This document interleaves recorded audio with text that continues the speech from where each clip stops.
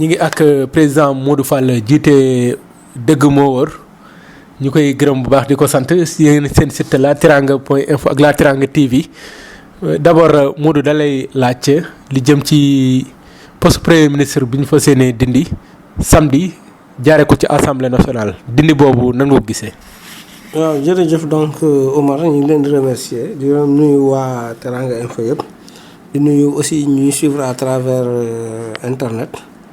Donc je pense que suppression poste premier ministre ci sama xalaat donc initiative bu baax la intention bu jara saluer la ndaxte boo xoolee ci état wu Sénégal ni mu organisé woo dafa am le chef de l'état am le chef de gouvernement après mu am le gouvernement avec l'ensemble des ministres te boo xoolee donc le chef du gouvernement dafa nekkoon benn point de transit boo xamante ne nii dossier yi nga xamante ni mooy jóge ci njiitu réew mi day jaar ci moom pour mën a dem ci ministre yi de la même manière ñu jóge aussi ci ministère yi day jaar ci moom pour mën a dem ci le chef de l'État donc ce qui veut dire que boo xoolee donc rôle am ba mu existé ba léegi rôle coordination rek la rôle coordination moom rek lay effectuer parce que lu ci bari ci secteur yi nga xamante ni nii wala service yi nga xamante ni moom la Sénégal ay aajowoo yooyu ci ministère yi la nekk waaw te yu ci bari aussi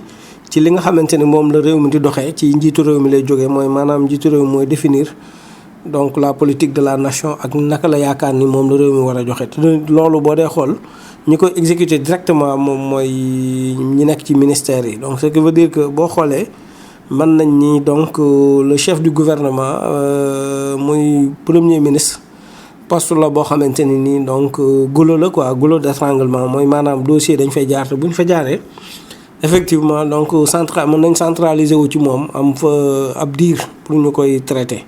kon tey bu ñu jëlee initiative ni dañ koy supprimer je pense que problème bi ñu njëkk a résoudre mooy problème mu lenteur administrative parce que dana tax donc service yi sénégalais yi soxla mën a jóge directement donc bu doonee dafa war a dem ci njiitu réew mi dem ci njiitu réew mi directement sans pour autant muy am point de latence boobu nga xamante ni mooy kii premier ministre. beneen analyse bi mooy en dehors de lenteur yooyu ma lay wax mooy problème mu budget aussi parce que gis nañ ni donc primature aussi vraiment donc dafa nekkoon bureau yoo xamante ne nii donc li ñu doon consommer ci budget par rapport ak nombre de conseils spéciaux les chargés de mission donc ak budget bi ñu doon consommer vraiment dafa élevé woon par rapport ak rôle bi nga xamante ne réellement moom la war a jouer moo tax tey kon bu ñu ko éliminer deuxième point bi nga xamante ne ko résoudre mooy dana permettre à ce que l'État rationaliser montant boo xamante ni nii ëllëg dina ko mën a dugal ci l'emploi des jeunes wala mu dugal ko ci yeneen problème yi nga xamante ni nii jafe-jafe sénégalais yi lañ donc ñaari analyse yooyu je pense que boo ko xoolee bu baax ba jàngat ko da nga ni effectivement donc rôle bi nga xamante ni nii moom le premier ministre joué réellement mën na ñàkk ci ni nga xamante ni moom la réew mi di fonctionner donc parce que dana tax liggéey yi gën a gaaw mais aussi dana tax aussi ñu rationaliser beaucoup d'argent pour mën ko dugal ci secteur yi nga xamante ne nii ci la bëgg-bëggu askan wi nekk ci la li askan wi soxla nekk quoi. bu ñu tënkee li nga wax économiquement baax na pour yow mais politiquement est-ce que baax na. économiquement baax na politiquement baax na aussi parce que politiquement li tax mu baax mooy li ma la wax parce que boo xoolee léegi politique économique da koo laal parce que bu fekkente ni da nga nekk njiitu réew. donc je pense que ci li nga gën a war a miser pour bu doonee da nga war a am taxawaay politique mooy sa efficacité ak sa liggéey. parce que bu nit ñi nawee sa liggéey rek ak li nga xamante ni moom ngay taxawoo ni nga xamante ni moom ngay taxawoo citoyen sénégalais yi bu boobaa donc loo bëgg politiquement mën nga ko am. mais bu fekkente ni ne da nga nekk ci logique politicienne. ça veut dire que ngay caser ay clientèle politique. ngay caser ñi nga xamante ni leer nañ ñi yenn compétence yi wala waruñu woon a accéder benn niveau bi dugal leen ci yenn kii ñuy bouffer donc le budget de l'État loolu aussi c'est pas intéressant. mais lépp bu centralisé woo ci njiitu réew mi te moom mu am yeneen yitte. est-ce que du doon lu koy diisal. loolu lépp premier ministre. non lépp attention lépp du centralisé wu ci njiitu réew mi parce que njiitu réew mi aussi ci ay pouvoir am dafa am yu mën a délégué certes am na yu mënul délégué mais yi nga xamante ne nii mën na ko délégué effectivement. da koy délégué donc ay ministre d'État wala mu délégué ko ay ministre conseil yoo xamante ni dinañ ko mën a accompagner ci yenn tâches yi quoi. mais bu dee ni dafa dem assemblée nationale du rek poste premier ministre bi lay laal mais day laalaale yeneen article ñu ngi tudd ay 22 21 ku ne mi ngi ciy wax lu ne. mais est-ce que waxtaanee ko woon gënul ak opposition bi balaa ñuy sóobu ci lu mel nii parce que mën na soppi lu bari parce que am na ay ñi ko fi defoon dindi ko indiwaat ko.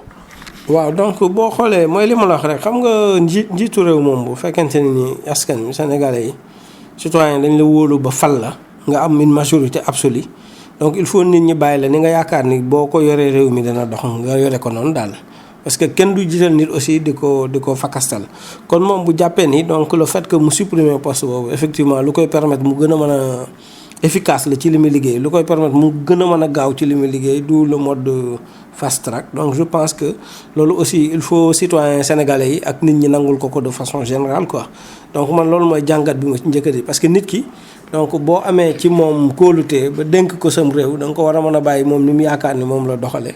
mu doxale ko ba bu gisee ni am na réforme yoo xamante ni jàpp na ni bu ko defee dana tax nekkinu askan wi gën a ñoŋ je pense que yooyu ñu bàyyi ko mu doxale noonu mooy gën donc constitution nag boo koy changé moom surtout ngay éliminer lu mel ni poste premier ministre bépp article ci constitution bi boo xamante ni nii daf ko doon référencé donc c'est tout à fait normal que nga réviser ko pour organiser ko par rapport ak révision constitutionnelle boobu je pense que loolu la mais en réalité boo dee xool même kii bi la rek ça veut dire que fépp pour ñu waxoon premier ministre donc dañ koy modifier donc loolu rek mooy changement yi mais en réalité gëw ma ni am na lu bari loo xamante ni nii ci këru constitution bi wax dëgg yàlla da koy laal. mais ci bi muy campagne lu tax waxu ko xaar ba falu ba pare def ko. waaw xam nga bi muy campagne aussi boo xoolee li mu doon jiital mooy bilan parce que bu fekkente ni da nga am benn mandat déjà Sénégalais yi tabboon la nga toog juróom-ñaari at ci réew mi je pense que boo jóg di campagne li ngay jiital mooy li nga def ci réew mi waaw loolu ngay jiital sa bilan ngay gën a jiital ci leneen. waaw bilan boobu nag moom du ñàkk bu defee évaluation mu gis ni donc am na ci loo xamante ni waroon na ci gën a mën a bar am na ci loo xamante ni waroon na ko gën a mën a régler te jàpp na ni bu defee lii tey dina ko mën a régler peut-être après mu jàpp ni schéma boobu mooy schéma bi gën moo tax mu déroulé ko waaw parce que li mu doon jiital effectivement bu doonee yow candidat sortant nga li ngay jiital mooy sa bilan. léegi ñu ñëw ci benn question bi ñu jeexalee mooy livre blanc bi Idy 2019 génnee wax ne élection yi Macky gañewu ko bari na yu ci xew dem nañ sax ba joxe chiffre ni gañewul 58 mais 46% la gañe. waaw 46% mënoo ko justifier donc loolu lañ wax te je pense que polémique bi ci par rapport ak Macky gañewul donc jaru ko parce que je pense que processus bi ci biiru scrutin bi mooy vote bi. fépp fu mu jaar rek donc transparence am na fa le jour J gis nañ ñëpp ni mu demee ba résultat yi bi mu génnoo aussi kenn mënu ko constater te man li ma jaaxal ci livre blanc bi mooy amul benn PV buñ constaté ni dafa am ay anomalie amul tamit benn résultat bureau de vote boo xamante ne ni jàpp nañ ni résultat yi fa génne baaxul dafa am fraude wala dara donc dès lors que loolu amul rek cela veut dire que mën nañu accepter résultat yi nga xamante ni moo gën wax nañu ay doublon wax ay bureau fictif wax li jëm ci wàllu état civil. waaw doublon yooyu moom je suis désolé mais loolu amut fichier bi mënul am ay doublon waaw parce que doublon mooy kenn nit ku nekk ñaari yoon ci fichier bi loolu moom la ñuy wax doublon te loolu amul. donc amul benn doomu aadama boo xamante ni nekk na 2 fois ci fichier bi parce que loolu mooy doublon parce que bu ñu fàtte ni aussi refonte bi dafa indi biométrie waaw te biométrie yaakaar nañ ñun ñëpp xam nañ ni empreinte digitale kenn ku nekk bokkule woo ko sa morom kon doublon mënul am ci fichier électoral bi. maintenant li nga xamante ni nii ci biir jàngat bi ñooy moom la ñuy wax doublon loolu ñoom dañoo juum sax du doublon peut-être li ñu mën a wax mooy ay nit ñu bokk ñoo xam ne ñoo bokk numéro d'état civil donc loolu aussi ay manquement la yoo xam ñu bari souligné nañ ko. donc depuis plusieurs années même bien avant président Macky Sall di ñëw ci nguur gi problème état civil boo liiree rapport d'audit bi fi jëloon en 2000 boobu Macky Sall xamaguñu woon ba xam day ñëw ci réew mi même problème ni ñu souligné woon mooy problème d'état civil. voilà problème d'état civil yooyu nag donc je pense que problème la boo xamante ne nii am na ay plaintes yu ñu déposé effectivement même ñi fi nekk au pouvoir majorité bi am na ay plaintes yu ñu déposé parce que am na kayitu jàmbur la ñu utiliser pour donc jëm am yeneen papier bañ jàpp leen mais ñooñu seen inscription jàllul. seen inscription jàllul parce que tout simplement bañ demee ba ci biir ñu xam ni lii fraude la am na ay cas de fraude dañ leen a arrêté donc mujj ñu jàll. may wax ni donc le fichier électoral ñun bokk nañ ci ñi nga xamante ne ni nekkoon nañ ci comité de suivi bi bokk nañ aussi ci ñi nekkoon ci audit bi nekk ci comité technique bi gis nañ ni donc presque